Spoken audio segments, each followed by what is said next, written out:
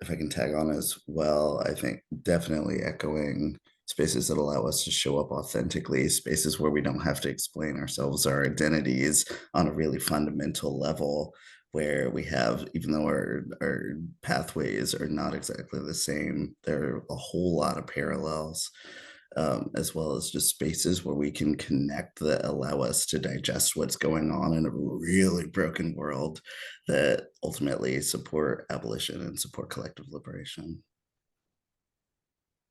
So what are some of those spaces that given you're occupying right now? Where are you finding or leading or guiding these kinds of spaces? What does that look like for you? Mhm. A lot of what I've been engaged with recently is writing spaces.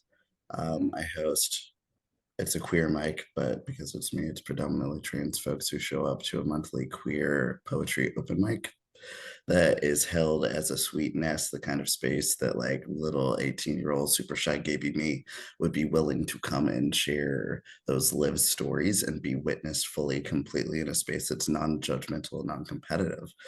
Simultaneously, I've been doing a lot of writing workshops around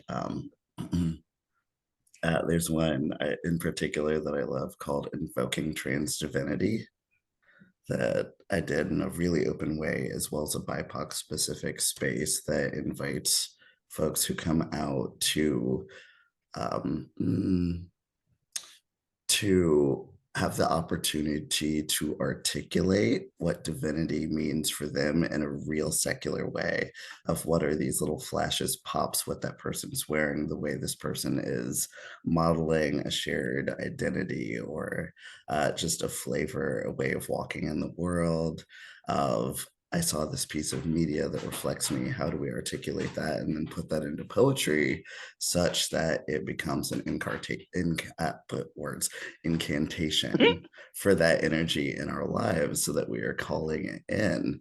How do we create the same thing in a way that's appropriate for us? Mm. And then simultaneously drag spaces that are so creative, investigative for ourselves, reflective for the audience of various bodies, various shapes, sizes, identities, and just celebrating ourselves and really cultivating this uplifting environment where we can really be seen and I think move further into our own authenticity.